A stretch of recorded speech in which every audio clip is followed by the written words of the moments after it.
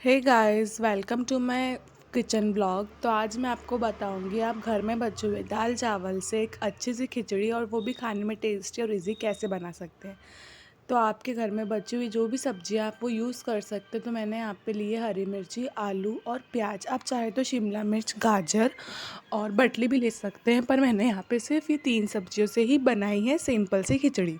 तो यहाँ पे इन तीनों सब्जियों को मैं कर लूँगी फ़ाइन चॉप। तो यहाँ पे मैंने सब्जियों को कर लिया है फ़ाइन चॉप। आप चाहे तो इन्हें लंबा लंबा भी काट सकते हैं, बट यहाँ मैंने इन्हें फ़ाइन चॉप ही करूँगी। और आप जो भी सब्जियाँ लें आप उन्हें अपनी मर्ज़ी से ही काटें। उसके बाद यहाँ पे मैं आपको बताऊँगी कि आप कैसे आप बनाएंगे अपनी स्वादिष्ट सी खिचड़ी, वो भी सिंपल वे में। तो यहाँ पे कढ़ाई चढ़ा दी है मैंने, उसमें मैंने डाला है 2 टेबलस्पून ऑयल। आप चाहे तो ऑयल ज़्यादा ले सकते हैं। अगर आपकी खिचड़ी ज़्यादा है, मैं यहाँ पे सिर्फ 2 लोगों के लिए बना रही हूँ, तो यहाँ पे मैंने कम ऑयल ही लिया है। यहाँ पे मैंने यूज़ किया है रिफ़ाइंड ऑयल। आप चाहे तो सरसों का तेल भी यूज़ कर सकते हैं। तो जैसे ही मेरा ऑयल गर्म हो जाएगा मैं यहाँ पे डाल दूँगी जीरा। मैंने यहाँ पे जीरा भी डाला है, 1 टेबलस्पून ही जीरा डाला है। आप चाहे तो जीरे के साथ राई भी डाल सकते हैं। तो यहाँ पे मैंने मेरा जीरा डाल दिया है। अब जीरा जैसे चटकने लगेगा उसके बाद मैं ही डालूँगी कुछ आगे। अगर आप जीरा को डायरेक्ट डाल के उसके बाद कुछ डालते हैं तो वो जीरा कच्चा रह जाता है और मुँह में अड़ता है। और आपको एकदम ऑयल के गर्म होने के बाद भी जीरा नहीं डालना, आपको मीडियम ऑयल पे ही जीरा डालना है।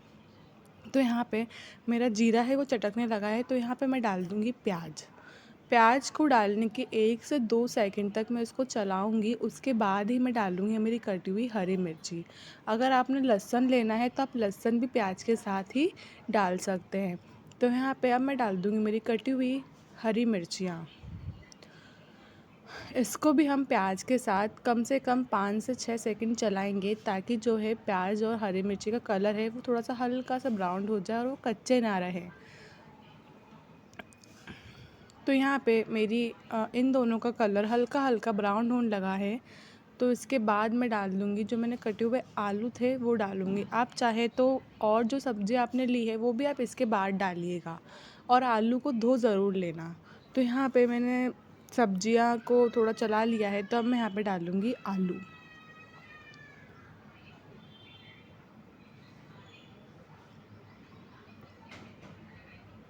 आलू को डालने के डायरेक्ट बाद आपको थोड़ा जो है कढ़ाई में अपना चमचा हिलाना है, वरना आलू जो हैं वो चिपक जाएंगे, क्योंकि हमने तेल कम लिया है। तो यहाँ पे आलू डालने के बाद थोड़ा सा पानी डालेंगे, ताकि जो आलू को पकने में आसानी हो, क्योंकि आलू पानी के साथ ही पकते। तो अब मैं आपको बताऊँगी कि आपको स्पाइसेस कौन कौन से लेनी है। नमक लेना है, धनिया पाउडर लेना है, चिली पाउडर लेना है और हल्दी लेनी है। तो यहाँ पे अब मैं आलू को पकाने के लिए थोड़ा सा पानी और नमक डालूँगी। उसके बाद जब आलू पक जाएंगे तब मैं डालूँगी मेरी स्पाइसेस, लेकिन अभी हम थोड़ा सा नमक डालेंगे ताकि हमारे आलू को पकने में आसानी हो। और आपको पानी भी ज़्यादा डालना नहीं है, अभी थोड़ा सा पानी डालना है, उसको नमक डाल देना है। उसके बाद हम अपने कढ़ाई को अच्छे से ढक देंगे सब चीज़ें स्टर करके, ताकि जो है हमारी सब चीज़ें हल्की हल्की आंच में पक जाएं।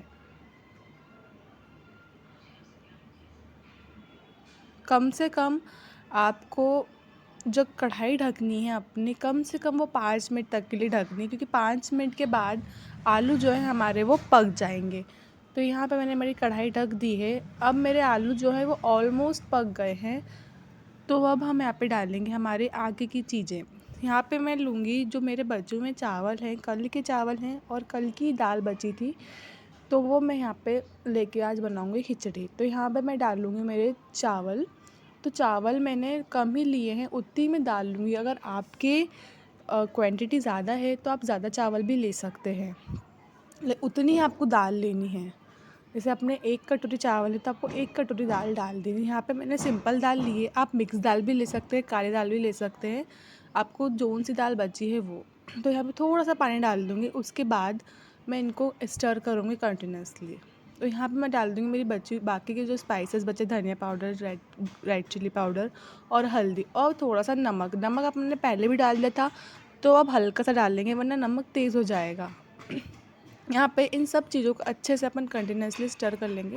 यहाँ पे मैंने कसूरी मेथी भी डाली थी, वो मैं शूट करना भूल गई। कसूरी मेथी के साथ आप चाहे तो हल्का सा बटर भी डाल सकते हैं, क्योंकि बटर खिचड़ी में अच्छा लगता है। तो यहाँ पे कस्तूरी मेथी डालने के बाद सब चीज़ों को अच्छे से हम चला लेंगे कढ़ाई में, ताकि सारे जो मसाले हैं वो अच्छे से पक जाए। और उसको कम से उसके सब मसाला डालने के बाद कम से कम 5 मिनट चलाएंगे, उसके बाद हमारी खिचड़ी जो है वो बन जाएगी। तो यहाँ पे सारे मसाले मैंने अच्छे से चला लिए हैं। तो अब आपको ऊपर से एडिशनल जो भी डालना है वो डाल सकते हो। मैं ऊपर एडिशनल में डाल लूँगी हल्की सी धनिया, और हमारी खिचड़ी हो जाएगी रेडी। और यहाँ पे मैंने बटर भी डाला था थोड़ा सा, तो अब मैं धनिया डाल दूँगी और हमारी खिचड़ी हो जाएगी रेडी। आप चाहे तो इसे घर में बना सकते हैं, बहुत इजी रेसिपी है, बच्चों को खाने में भी अच्छी लगेगी। So that's all for today. अब मैं होप सो आपको ये अच्छा लगा हो, तो आप लाइक करिए, शेयर करिए और सब्सक्राइब करिए। Thank you for watching. Radhe Radhe.